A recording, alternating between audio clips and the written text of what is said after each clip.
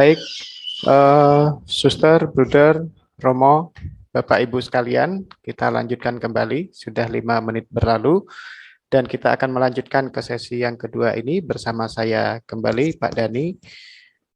Dan kita akan memasuki sesi di mana kita akan menempatkan diri sebagai guru, Saya akan mencoba share screen, mudah-mudahan tidak bermasalah.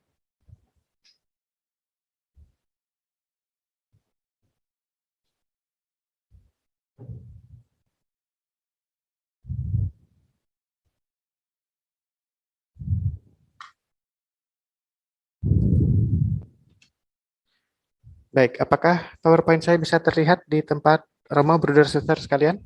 Sudah, Pak. Sudah, Pak. Kelihatan. Itu Oke, baik. kita tidur-tidur gambarnya. Baik, tentang BIMTEK penggunaan LMS untuk pengajar. Tentu saja Romo, Bruder, Suster, Bapak Ibu sekalian, sangat banyak yang sudah terbiasa dengan LMS Google Classroom ini.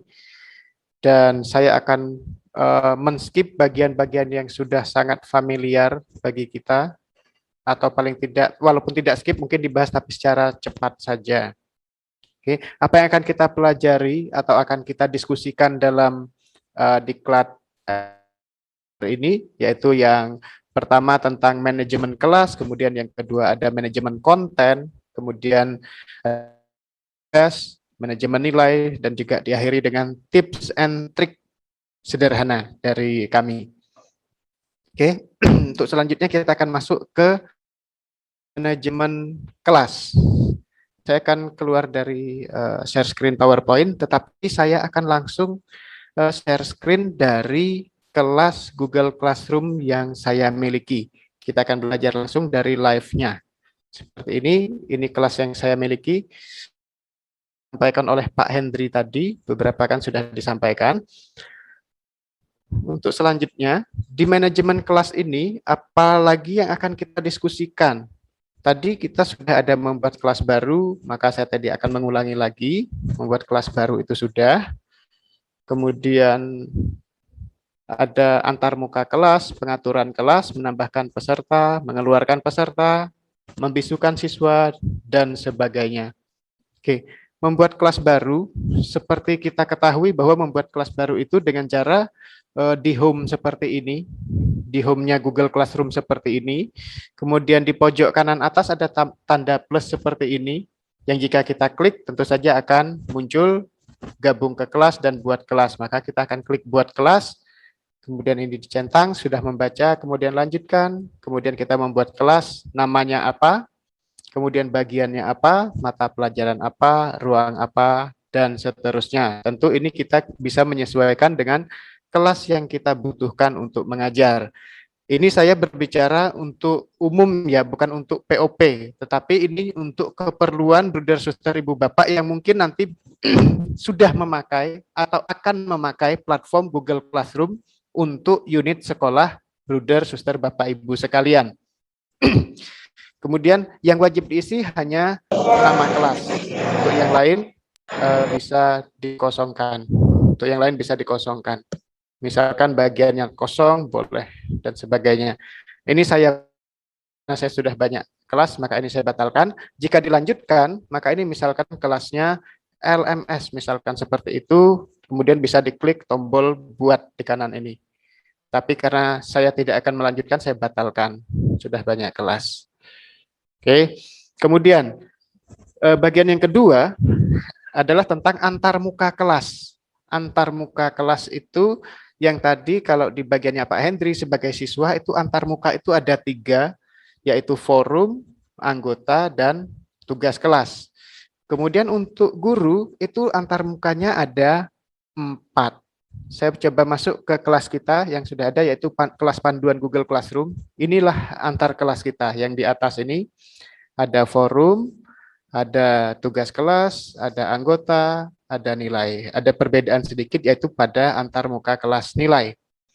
Untuk forum, bagiannya ada header seperti ini, kemudian ada mendatang ini tentang tugas apa saja yang akan segera jatuh tempo, yang sudah ditugaskan oleh guru dan seterusnya. Itu kalau yang versi siswa. Kemudian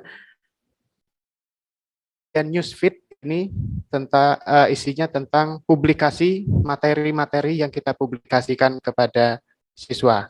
Dan saya saat ini masuk akun saya sebagai akun konsorsium Ismoyo. Ini dengan logo Ismoyo di sebelah kanan atas. Dan saya berposisi sebagai guru. Kemudian laman tugas kelas. Laman tugas kelas ini isinya adalah tentang konten-konten atau berikan kepada siswa-siswa kita. Ini ada yang bentuknya masih draft, yang draft itu bisa dihapus dan sebagainya. Ada yang soal yang sudah kita publikasikan dan sebagainya. Misalkan saya hapus saja draftnya, nggak dipakai. Kemudian untuk laman anggota atau antarmuka anggota. Antarmuka anggota itu isinya gurunya siapa saja, kemudian siswanya siapa saja, tentu saja. Sama tadi sebagai siswa, ini isinya sama. Siswanya saya sudah punya, ada Ang, ada Daniel Murdani, tapi saya pakai akun yang berbeda, ada Yosep Hendry, ada Yosep Wibisono, ini dia. Kemudian gurunya siapa, yaitu ada konsorsium Ismoyo, ada Daniel Murdani.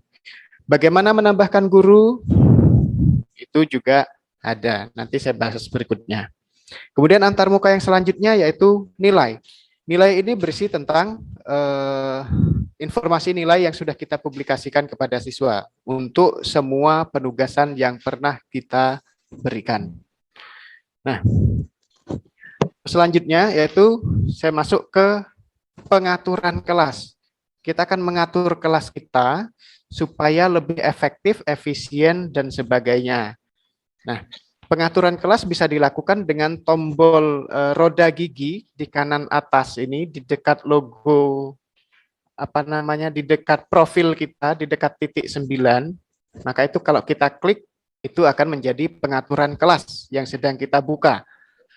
Pengaturan kelas ini memang menjadi titik awal kita bagaimana mau mengelola kelas tersebut.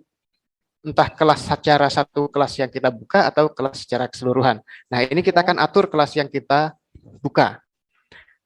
Detail kelasnya bisa kita perbaiki, misalkan tadi namanya panduan Google Classroom bisa diganti, deskripsi kelasnya tadi saya kosongkan, kemudian bagiannya program organisasi penggerak. Nah, selanjutnya kita masuk ke bagian umum. Ini bagian-bagian yang bisa kita atur. Tentang kode undangan. Kelola kode undangan ini bisa diaktifkan, bisa dinonaktifkan, bisa di-reset untuk kode undangan yang tadi ada di laman forum tadi. Tadi di tajuknya kan ada undangannya. Kemudian linknya bisa kita copy ini. Bisa kita copy, klik yang kanan, kemudian kita bagikan kepada calon siswa kita. Misalkan kalau di daerah, kebetulan awal-awal pandemi waktu itu kan kita hanya berhubungannya lewat WhatsApp, lewat wali kelas gitu ya. Maka untuk masuk ke kelas yang kita buat menggunakan Google Classroom, tentu saja link ini kita kirimkan ke grup WhatsApp-nya kelas, misalkan begitu. Cara yang kedua yaitu kode kelasnya ini juga bisa kita copy. Nah, kode kelas ini juga bisa kita perbesar seperti ini. Nah, undangan juga bisa kita salin lewat sini, bisa juga kita copy seperti ini, kode kelasnya kita kirimkan. Karena untuk bergabung bisa menggunakan kode, bisa menggunakan link undangan. Kemudian untuk forum itu juga bisa kita atur. Misalkan kita menginginkan hanya kita yang aktif di sana, hanya guru yang aktif di sana. Jadi anak-anak nggak boleh posting apapun, nggak boleh komentar. Misalkan saya guru galak nih, ya, hanya sebagai informatif satu arah, maka ini bisa diatur, bisa diatur siswa dapat memposting dan memberi komentar di newsfeed-nya, bisa siswa hanya dapat memberi komentar, atau bisa hanya pengajar yang dapat posting atau memberi satu arah. Kemudian yang tengah ini siswa bisa memberi komentar, tapi tidak memposting sesuatu, membagikan apapun. Yang paling bisa komentar yang paling. Maka kelas saya bisa memberi komentar dan juga untuk memposting sesuatu. Kemudian bisa ditampilkan item yang dihapus. Biasanya kan kalau kita menghapus, ya sudah hapus hilang. Sebenarnya ini bisa diatur. Kalau kita aktifkan begini, item yang sudah kita hapus tetap akan bisa terlihat, tetapi hanya di tempat kita sebagai guru. Misalkan kita membuat penugasan, kemudian kita hapus, itu masih bisa muncul di tempat kita, tapi di tempat anak-anak, di siswa sudah tidak muncul lagi. Nah, kemudian kita akan mengatur penilaian. Ini yang titik krusial menurut saya. Bagian penilaian ini sangat-sangat penting karena jika di sini tidak kita atur, maka akan merepotkan kita ke belakangnya nanti. Nah, ini di bagian paling atas, di bagian penilaian ini ada pilihan begini. Ada tiga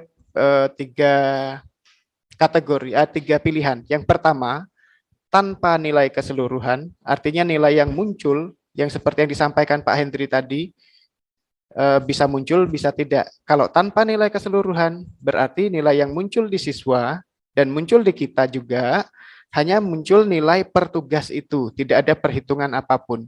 Hanya per tugas, nilainya 70, 80, dan seterusnya.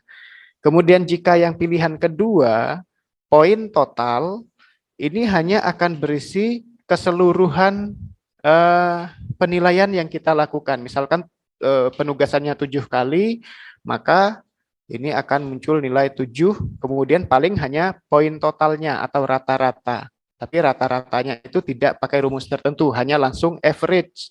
Entah itu tugas yang akan kita perhitungkan menjadi penilaian rapot atau tidak, semuanya akan masuk di sana. Nah, yang tiga dari Ibu Bapak, yaitu nilai diberikan pembobotan berdasarkan kategori. Ini akan sangat kita nanti untuk memproses penilaian sampai dengan di akhir. Yang ketiga ini, penilaian berdasarkan kategori. Nah, jika kita set menjadi bobot berdasarkan kategori, dan juga kita set nilai keseluruhan kepada siswa itu kita rilis, akan muncul di tempat siswa. Kategorinya bisa kita atur di sini. Misalkan di tempat saya atur ada penilaian harian pengetahuan, karena kita pakai kurikulum 2013, kemudian ada penilaian tugas, kemudian ada penilaian tengah semester, saya buatkan penilaian akhir semester. Itu kategori-kategorinya, dan kebetulan saya ngesetnya 25%-an semua. Ini bisa kita atur sendiri. Yang penting nanti kategori nilai ini kalau dijumlahkan semuanya menjadi 100%. Misalkan ada kategori yang perlu ditambahkan, maka dipersilahkan. Bobotnya juga persentasenya bisa kita sesuaikan. Misalkan rumus di bagian kurikulum Suster Bruder Bapak Ibu sekalian bahwa penilaian harian itu bobotnya lebih besar dari tugas, misalkan. Maka menjadi misalkan 30% dan 20% untuk tugasnya, 30% untuk penilaian harian dan sebagainya.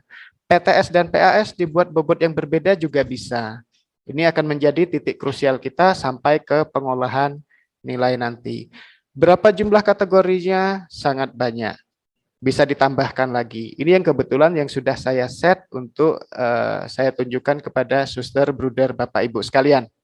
Oke, saya lanjutkan. Ini saya simpan untuk penyimpanan, untuk pengaturan ini saya simpan.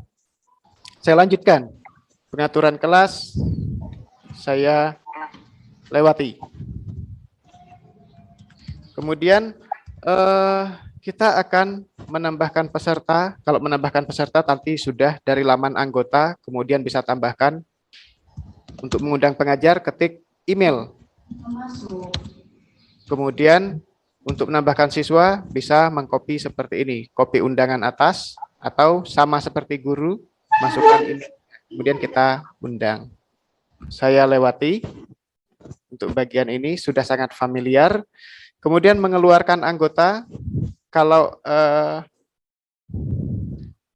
kita sebagai guru pada laman anggota ini bisa mengeluarkan guru yang bermitra dengan kita atau mengeluarkan siswa yang ada di kelas kita. Misalkan kebetulan ini saya pakai akunnya Konsorsium Ismoyo. Daniel Murdani ini adalah guru mitra saya. Maka saya bisa menghapus Pak Daniel ini dari kelas saya, tidak menjadi guru di kelas saya, dengan mengklik titik 3, kemudian hapus. Kemudian untuk siswa, saya bisa mengeluarkan seluruh siswa, misalkan diklik seperti ini, seluruh siswa, saya keluarkan tindakan hapus. Atau hanya siswa tertentu. Ini saya klik lagi, saya akan mengeluarkan Yosep Hendry, misalkan saya klik Yosep Hendry, kemudian tindakan hapus, itu misalnya. Nah, itu untuk mengeluarkan peserta yang ada di kelas kita. Kemudian bagaimana untuk membisukan siswa? Kadang-kadang kan ada siswa yang kakean, apa ya, maaf, bahasa saya salah, bukan kakean, bahasa Indonesianya itu kebanyakan. Terlalu banyak komentar, bikin notifikasi kita berisik sekali dan sebagainya, notifikasi yang muncul di perangkat bergerak kita atau HP kita, maka bisa didiamkan atau dibisukan dengan mengklik namanya, kemudian klik titik tiga yang di sebelah kanan nama orang tersebut, kemudian jangan tampilkan ini. Pilihan paling bawah, jangan tampilkan. Maka ini akan menjadi bisu notifikasi dari orang tersebut. Kemudian, bagaimana cara bergabung ke kelas di Pak Hendry tadi sudah, sebagai siswa tadi bisa dengan menambahkan, masukkan kode. Kalau guru bisanya diundang oleh pemilik kelas atau guru lain. Misalkan Daniel Murdani ini bisa menjadi guru di kelas panduan Google Classroom ini karena diundang oleh si konsorsium Ismoyo. Nah, kemudian bagaimana untuk keluar dari kelas? Saya sebagai guru, saya sekarang berpura-pura menjadi Pak Daniel. Saya udah nggak mau lagi mengikuti kelas panduan Google Classroom yang milik si konsorsium Ismaya ini. Maka saya akan keluar dari kelas ini dengan cara saya akan masuknya bukan di sini tapi di beranda Google Classroom, keluar seperti ini. Maka klik titik tiga di sini, saya akan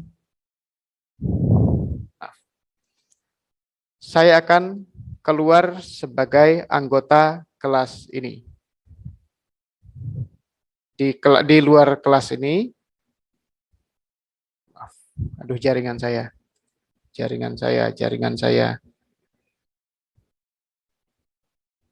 Maka jika diklik seperti ini, bisa keluar pilihan keluar dari kelas. Tapi sekali lagi, ini tidak muncul karena saya loginnya sebagai konsorsium Ismaya. Kalau saya login sebagai Daniel Murdani, maka sini ada opsi keluar dari kelas. Kemudian bagaimana menduplikasi kelas? Misalkan Bruder, Suster, Bapak Ibu mengampu kelasnya kelas besar, SMP tertentu misalkan terdiri dari 10 kelas paralelnya A sampai dengan J misalkan. Maka template kelas yang sudah kita punya itu di sini tinggal klik icon titik tiga, kemudian salin. Klik lagi, salin lagi sampai sejumlah kelas yang kita perlukan. Kemudian bagaimana mengarsipkan dan menghapus kelas? Nah, misalkan kelas panduan Google Classroom ini sudah tidak akan kita pakai lagi, ya sudah kelewat mapelnya atau sudah berganti tahunnya, supaya tidak memenuhi tampilan beranda kelas kita. Ini kan terlalu banyak, misalkan saya akan mengarsipkan kelas ini supaya tidak muncul lagi di home Google Classroom saya. Caranya dengan klik titik tiga, kemudian arsip. Kemudian klik lagi arsip. Maka kelas ini tidak akan muncul lagi di tampilan home Google Classroom saya. Nah, bagaimana kalau kita memerlukan kelas itu lagi? Atau apakah itu sudah terhapus? Belum, itu masih kita simpan. Kelas itu masih tersimpan, diarsipkan. Bagaimana untuk menghapusnya? Yaitu klik menu di sebelah kiri home ini, garis 3, klik, maka kita scroll terus sampai ketemu ini, kelas yang diarsipkan. Jika kita klik, ada beberapa kelas yang saya arsipkan, ada panduan Google Classroom, rapat kerja 3, rapat kerja 2. Maka misalkan Google Classroom tadi ingin saya pulihkan, maka bisa. Ini akan muncul lagi di home Google Classroom kita. Atau ternyata kita ingin menghapusnya secara permanen, maka dihapus bisa. Saya memilih untuk memulihkan kelas ini ya, supaya muncul lagi di home Google Classroom saya.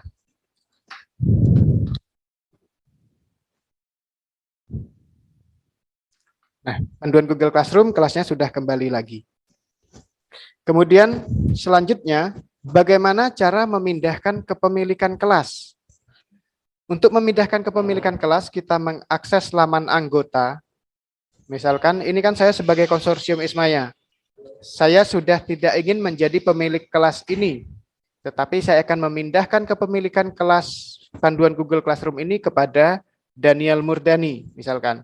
Maka saya klik titik 3 pada nama Daniel Murdani, kemudian saya jadi ini, pilih yang bawah, jadikan pemilik kelas. Maka konsorsium Ismaya tidak menjadi kelas lagi. Bedanya apa pemilik kelas dengan guru? Yaitu pemilik kelas bisa mengeluarkan gurunya.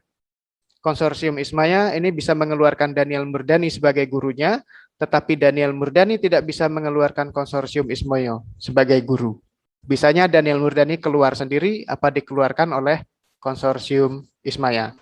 Misalkan di sekolah Bruder Suster Bapak Ibu, ada kelas yang menggunakan kolaboratif, misalkan kolaboratif learning, maka bisa lebih dari satu pengampu di kelas tersebut.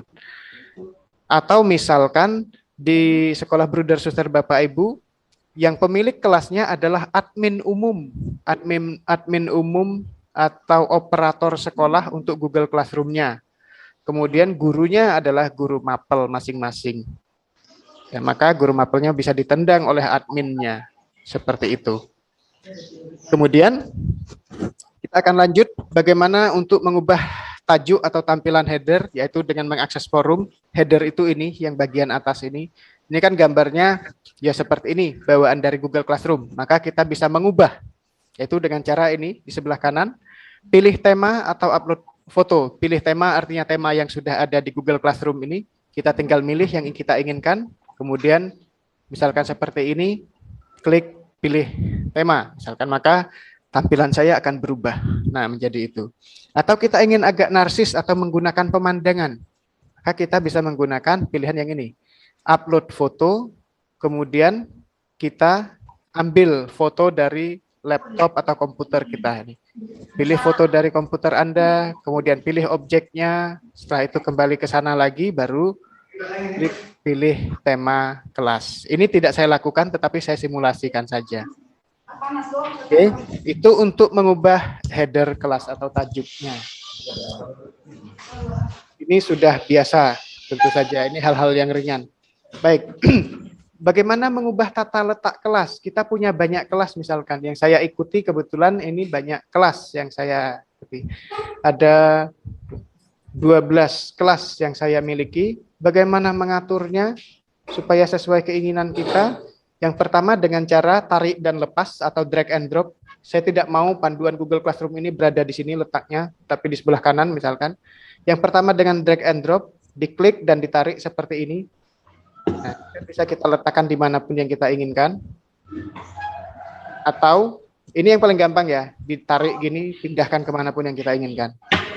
Kemudian cara yang kedua dengan klik di sebelah kanan ini. Ya, pindahkan. Itu juga akan pindah.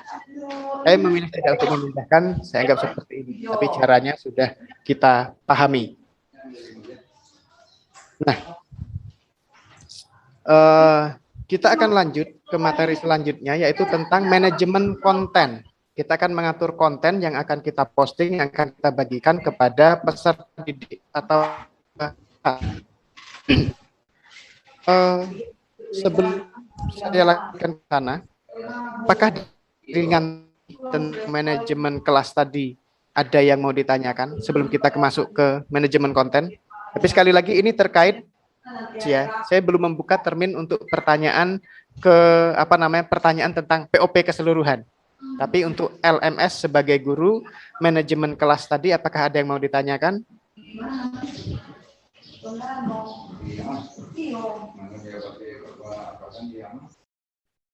Sepertinya tidak. Saya lanjutkan ke manajemen konten. Ya, manajemen konten. Yang pertama, apa saja jenis konten yang kita punya, bagaimana cara mempublikasikannya, dan seterusnya. Ya, yang pertama tentang jenis konten. Jenis konten di Google Classroom itu ada yang pertama itu tugas, yang kedua ada tugas kuis, kemudian ada pertanyaan, ada materi. Konten itu ada di sini, ada di laman tugas kelas. Jika kita klik buat, nah ini jenis-jenis kontennya. Kita bisa memposting tugas, bisa memposting tugas kuis, bisa memposting pertanyaan, bisa memposting materi. Ya. Bedanya apa? Untuk tugas itu biasanya digunakan untuk hasil yang berupa dokumen atau uraian atau makalah atau apapun itu, dan bisa kita set waktunya, ada nilainya juga. Kalau tugas kuis itu biasanya kuis daring pakai form, kemudian ada nilainya, ada batas waktunya. Kalau pertanyaan itu biasanya pertanyaan tunggal, kemudian bisa juga digunakan untuk ruang diskusi, bisa juga digunakan untuk ruang polling atau pemungutan suara. Ini bisa kita atur waktunya, bisa kita nilai juga. Kemudian untuk materi itu biasanya digunakan untuk pemberian materi ajar, tidak ada batas waktunya dan juga tidak ada nilainya. Nah, untuk menyampaikan materi biasanya juga bisa melalui forum seperti ini, langsung disampaikan melalui forum. Nah, kita kembali ke forum, yaitu bagaimana cara membuat pengumuman. Tentu saja tinggal ini, ada tulisannya umumkan sesuatu ke kelas Anda, klik, tinggal umumkan. Apa yang mau diumumkan? Misalkan, besok ulangan. Ya kan? Yang paling singkat seperti itu.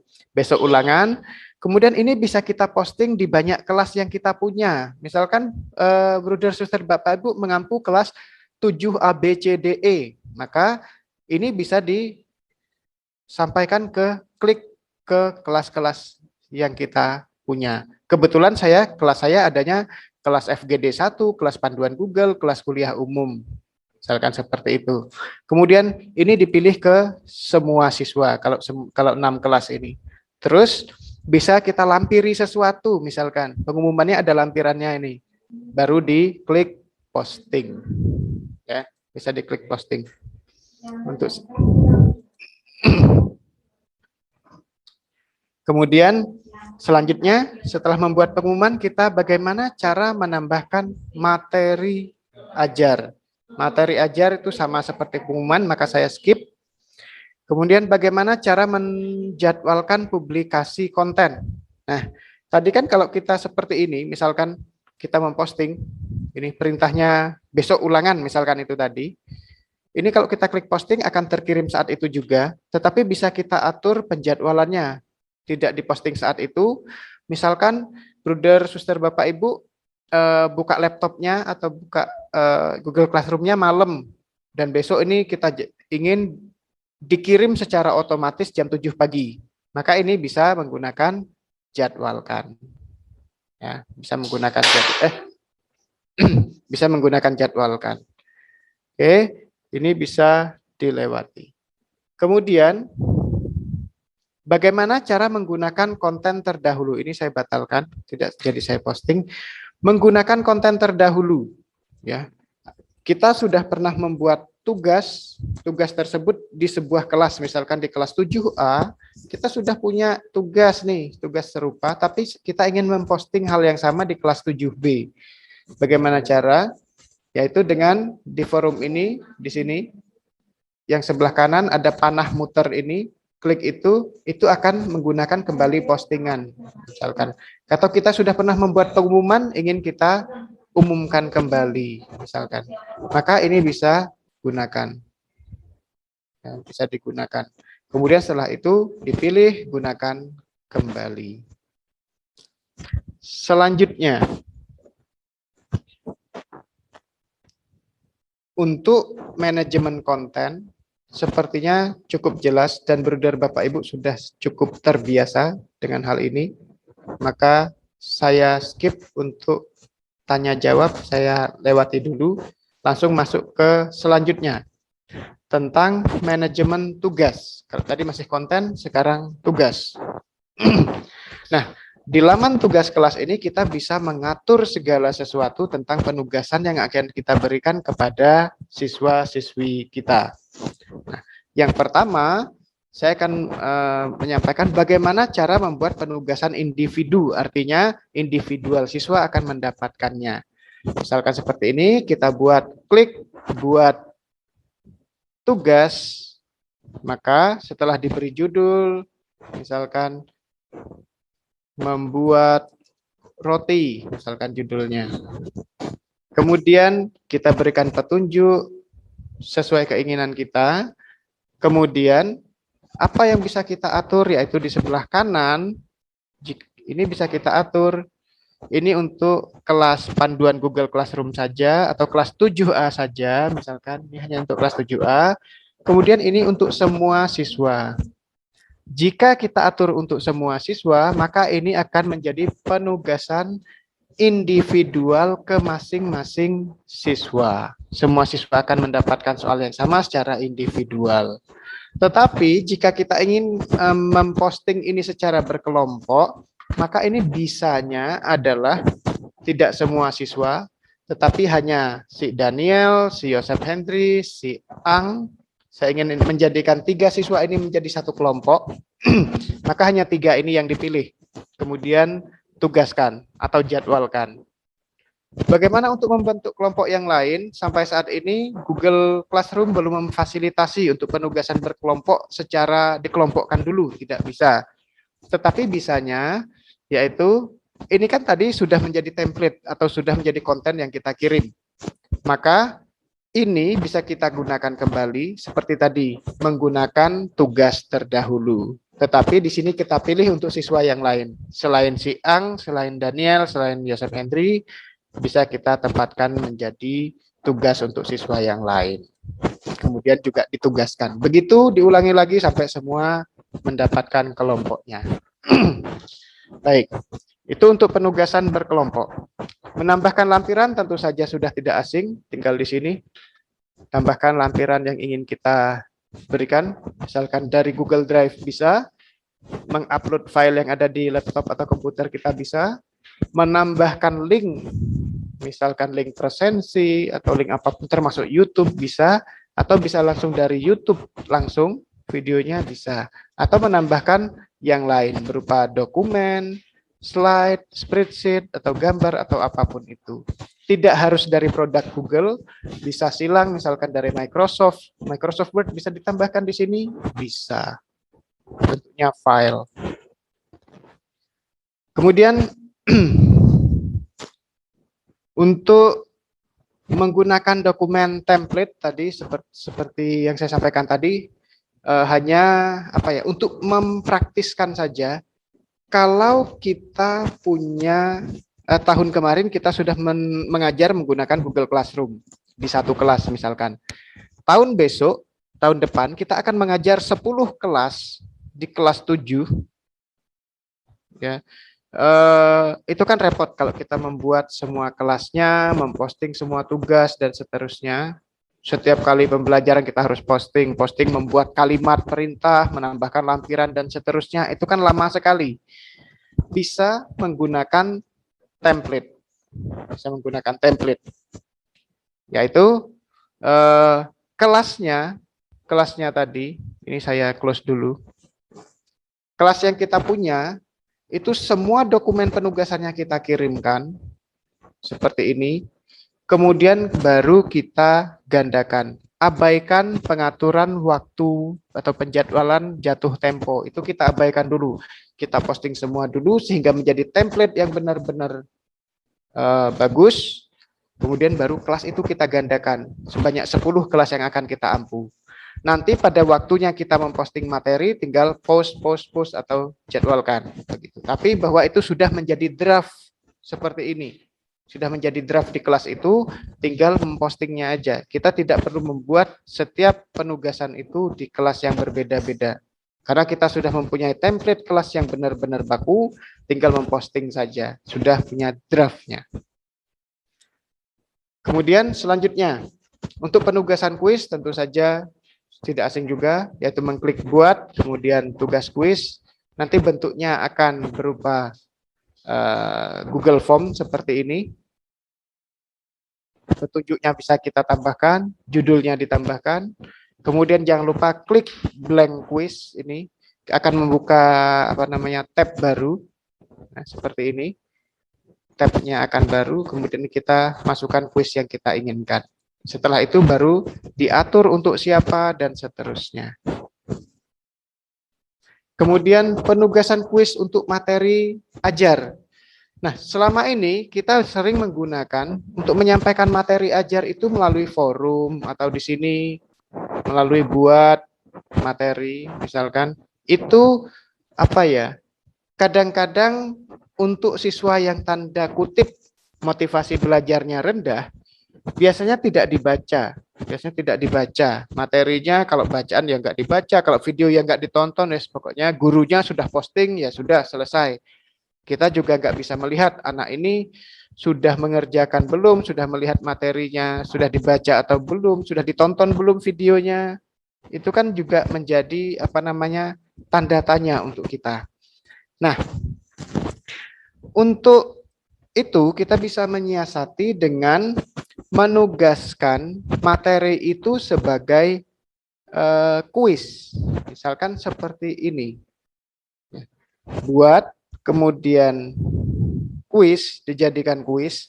Nah, di sini kita lampirkan video pembelajaran kita itu ada, kemudian atau bacaan itu kita lampirkan, disertai dengan pertanyaan.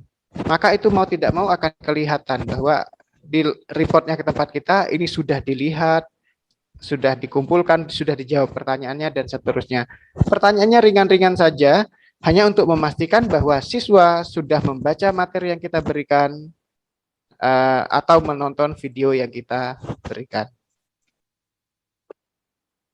Kemudian bagaimana cara membuat ruang diskusi atau kita membuat menyampaikan materi tertentu, kemudian kita meminta anak-anak untuk aktif di ruang diskusi seputar materi tersebut. Caranya yaitu dengan cara membuat pertanyaan. Buat kemudian kategori pertanyaan. Nah, di sini bisa kita atur judulnya apa. Misalkan kita akan membuat ruang diskusi. Bolehkah menggunakan HP di lingkungan sekolah? Misalkan seperti itu. Kemudian kita akan melampiri petunjuknya atau kita lampiri dengan dokumen, misalkan materi bacaan bahwa bahayanya HP, dampak positif, dampak negatif HP dan sebagainya. Kita membuat pertanyaan ini, bolehlah menggunakan HP di sekolah. Maka ini akan menjadi ruang diskusi dengan cara ngeset di sebelah kanan bawah. Sebelah kanan bawah bisa kita atur siswa dapat menjawab atau membalas jawaban siswa lain, dan juga siswa dapat mengedit jawaban. Jika kita centang siswa dapat mengedit jawaban, artinya setelah dia komentar bisa diedit kembali jawabannya. Jika tidak dicentang, maka jawabannya akan terlalu tersimpan jawaban satu kali. Dia bisa juga membalas jawaban siswa lain. Misalkan ada si A sudah berkomentar, boleh karena itu mengasihkan. Kemudian si B nggak setuju dengan jawaban itu, bisa berkomentar juga di jawabannya si A. Nggak boleh karena melanggar aturan, misalkan seperti itu. Tetapi syarat untuk mengomentari jawaban siswa lain adalah dia sudah berkomentar menjawab pertanyaan ini dulu. Jika sudah menjawab bolehkah menggunakan HP ini, dia sudah memposting jawabannya, dia baru bisa mengomentari jawaban temannya atau siswa lainnya. Ini tentu saja juga bisa diatur untuk kelas berapa saja, kelas apa saja yang kita miliki, untuk siswa yang mana saja, apakah semua siswa di masing-masing kelas itu, dan sebagainya. Bisa diatur poinnya, bisa diatur kategori nilainya. Kemudian baru diposting atau ditanyakan atau dijadwalkan. Jika kita tanyakan langsung akan terkirim saat itu juga. Kalau kita jadwalkan, misalkan seperti ini, maaf, saya lupa memberi kategori nilai. Tadi sudah kita set kategori nilainya, ada penilaian harian, tugas, pengetahuan, dan sebagainya. Maka ini kita anggap sebagai penilaian tugas, pengetahuan, diskusi ini. Kemudian kita akan mengatur tenggatnya kapan, bisa kita atur waktunya. Kemudian bisa kita buat menjadwalkannya kapan kita ingin memposting materi ini. Misalkan saya akan memposting tanggal 15 ya, 15 Oktober ya, jamnya jam 17 misalkan, agak sore baru saya posting. Misalkan seperti itu. Itu bisa kita set baru dijadwalkan. Itu untuk menjadwalkan penugasan atau diskusi. Dan yang terakhir untuk manajemen tugas ini, bagaimana membuat pemungutan suara atau polling. Polling ini hampir sama dengan tadi ruang diskusi, hampir sama. Tetapi bedanya adalah pengaturan di sini. Di samping pertanyaan, bolehkah menggunakan HP di sekolah? Ini kan jawaban singkat. Jika jawaban singkat itu akan menjadi ruang diskusi, tetapi jika kita jadikan pilihan ganda, ini akan menjadi polling. Nah, bolehkah menggunakan HP di sekolah? Misalkan jawabannya boleh, kemudian yang kedua bisa menjadi tidak, misalkan. Setelah itu kita bisa ngeset di sini. Kelas mana saja yang akan kita tugaskan dan seterusnya, siswa mana, kategori nilai, poinnya, tenggat waktu, kemudian bisa kita lihat ini, centang ini. Apakah siswa kita perbolehkan melihat ringkasan atau hasil polling atau tidak? Jika kita centang, maka polling itu akan terlihat di tempat siswa. Berapa persentase menjawab boleh, berapa persentase menjawab tidak. Jika tidak kita centang, ini tidak akan muncul di tempat siswa hasilnya. Oke, itu untuk membuat ruang pemungutan suara atau polling. Oke, ini langsung saya cancel. Nah, untuk manajemen tugas, apakah ada yang mau ditanyakan? Bagaimana membuat penugasan dan seterusnya? Ini sebagai peran kita sebagai guru di tempat masing-masing yang mungkin sudah terbiasa dengan platform ini dan ada hal yang ingin ditanyakan sebagai guru. Kalau di tempat saya kebetulan tidak memakai Google Classroom, tetapi menggunakan Microsoft Teams atau Office 365. Jika brother suster yang ada yang menggunakan hal ini, itu kami akan bantu menjawab. Saya Pak, dari saya Budomas dari SMP Pangudiluhur Salatiga. Ya, Bu Domas, monggo. Ya, mohon izin bertanya Bapak Ibu, Bapak Ibu Romo, Suster dan Buder. Untuk narasumber, saya menanyakan, ini tadi saya membuka untuk tempat kami sudah memakai Google Classroom ini. Namun memang karena kami menggunakan akun Kemendikbud, kemudian LMS kami juga disesuaikan dengan akun Kemendikbud. Nah, ini saya mencoba bertanya, membuka untuk pada bagian yang pertanyaan yang baru saja dijelaskan. Lalu jika melihat tampilan narasumber tadi, ada kelola nilai ya, atau apa ya? Ya, betul Bu. Tapi kok tampilan di tempat saya hanya poin ya Pak ya? Jadi yang muncul hanya poin. Itu mencari tampilan yang apa tadi yang itu di mana ya? Untuk kategori tadi ya? Iya, kategori apa? Iya, kategori ya, maaf bukan. Ya, itu aja. Terima kasih. Ya. Baik, terima kasih Bu Domas. Rekan dulu. Rekan dulu, terima kasih. Ya. Saya akan kembali ke yang tadi sebelumnya saya sampaikan. Tapi sebelum saya masuk ke sana, sebenarnya ada perbedaan yang kami gunakan ini untuk LMS POP ini. Kami menggunakan Google Classroom yang versi free. Kemudian Bruder Bapak Ibu seperti yang contohnya Bu Domas tadi itu menggunakan belajar.id, artinya itu menggunakan Google Suite for Edu. Itu sedikit perbedaan. Kemudian ada satu lagi yang lebih canggih, yang lebih kompleks, yaitu ada Google Enterprise for Edu. Itu jauh lebih kompleks. Fiturnya hampir sama, tapi sebenarnya ada hal-hal yang luar biasa di sana. Perbedaan mendasar antara versi gratisan dengan versi edu atau versi enterprise, itu yang paling mencolok adalah bahwa sebagai guru kita bisa melihat tingkat plagiasi siswa kita untuk soal uraian misalkan. Dia apakah mengkopas punya jawaban temannya yang dikumpulkan, atau misalkan mereka saling berbagi ya, berbagi jawaban, atau mengambil dari sumber online yang sudah ada. Misalkan dia googling, kopas, pasang di situ. Maka itu akan kelihatan seberapa besar plagiasi yang dilakukan oleh siswa.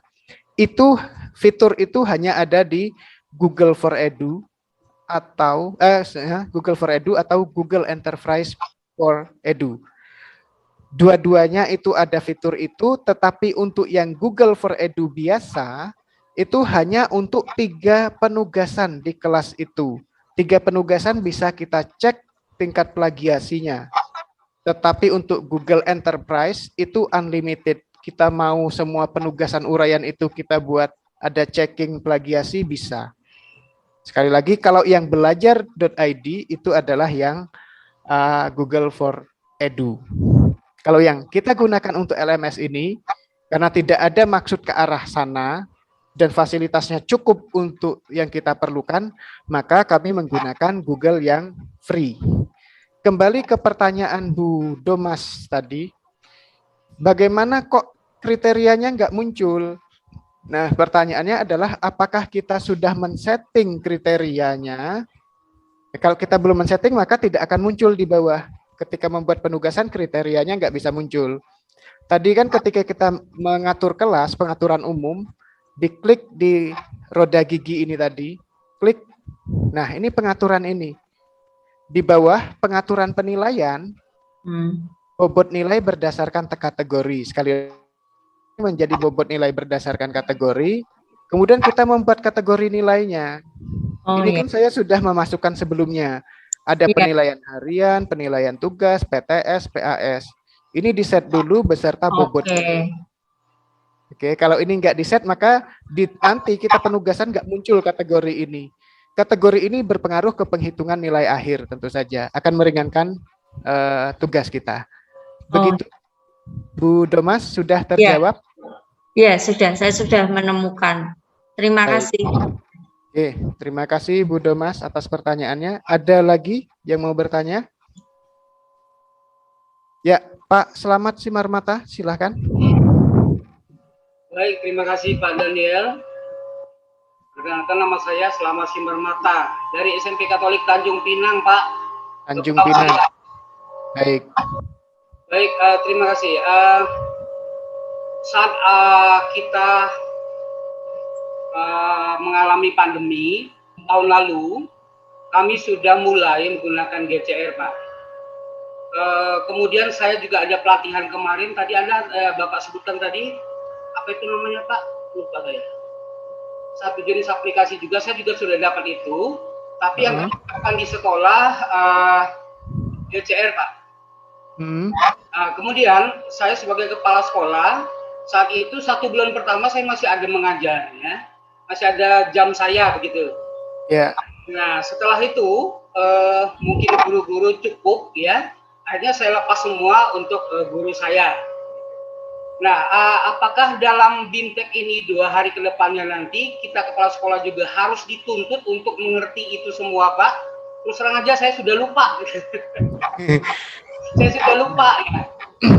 Di awal-awal saya sudah menginput tugas dan sebagainya, buka kelas sebagainya, apa yang sudah Bapak sampaikan tadi saya sudah bisa, tapi sudah 1 tahun lebih itu sudah lupa, Pak.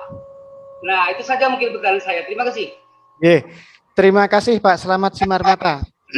Saya mencoba menjawab bahwa kembali ke fungsinya, bahwa kita mengadakan BIMTEK LMS ini untuk memperlancar proses kita diklat POP nanti, kegiatan intinya.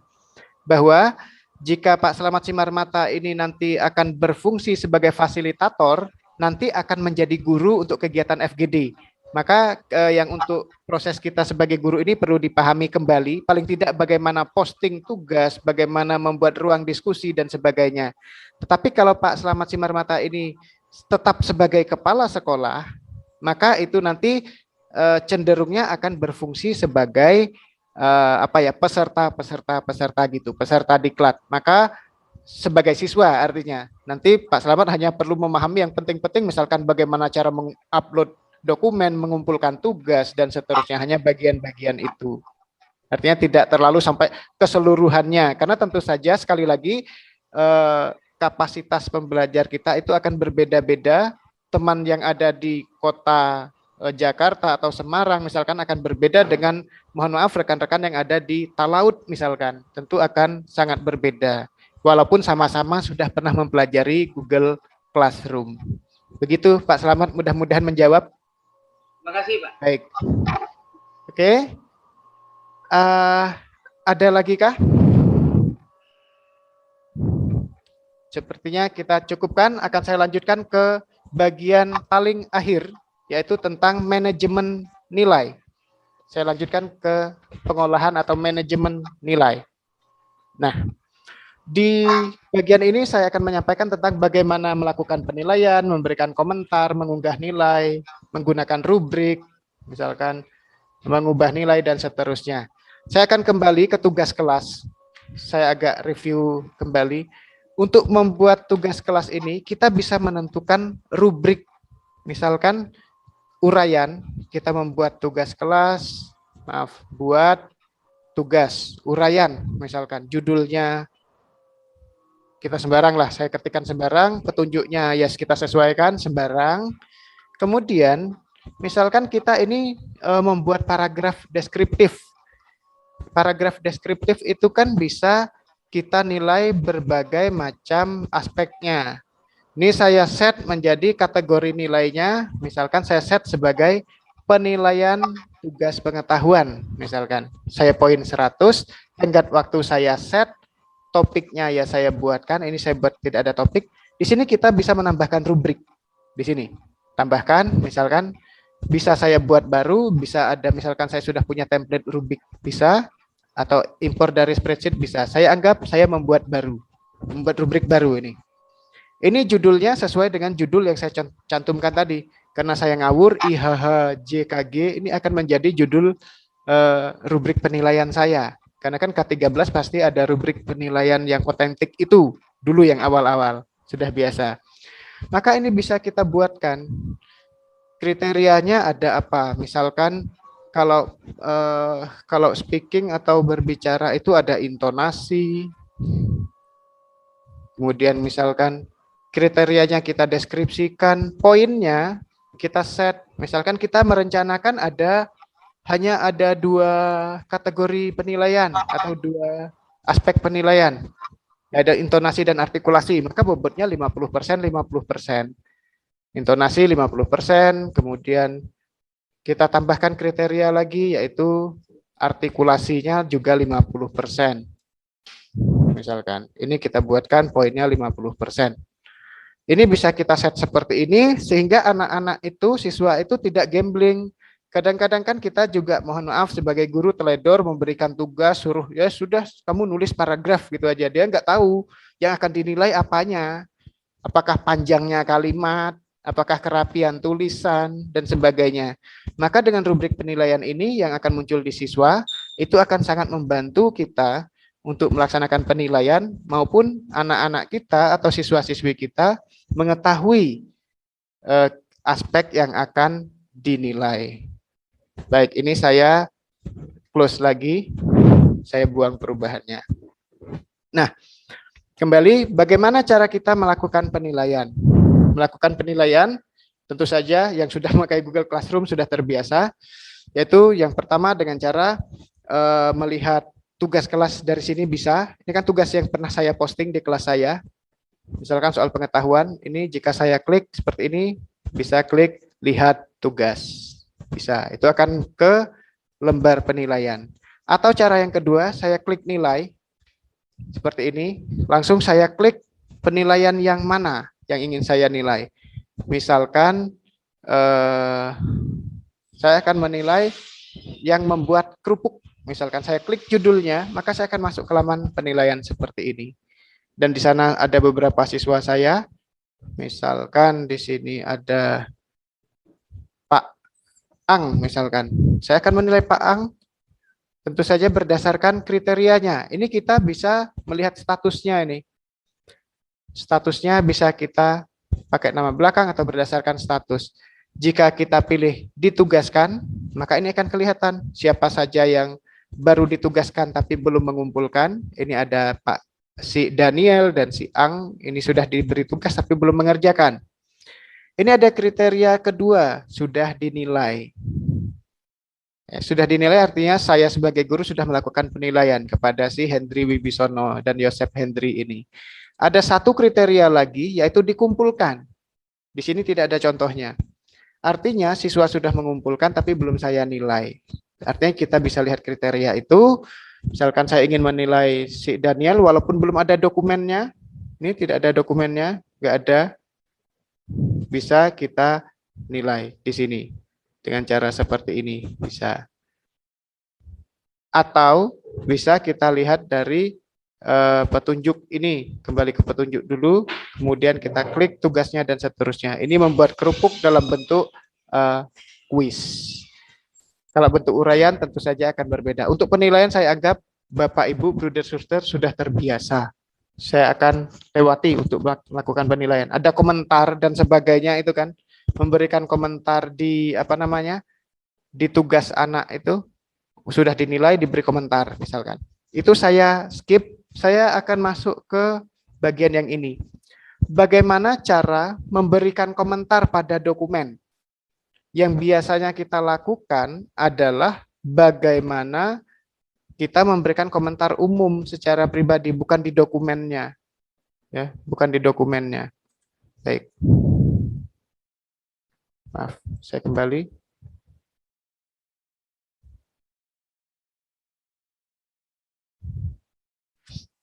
Saya contoh melihat ini. Ada pengumpulan membuat kerupuk, siapakah presiden, misalkan saya ingin yang uraian mana ya? Ada dokumen yang dikumpulkan misalkan. Saya ingin melihat soal membuat kerupuk aja, si Hendri Wibisono ini. Siapakah Presiden Republik Indonesia? Jika ada dokumen yang dikumpulkan, kita bisa memberikan komentar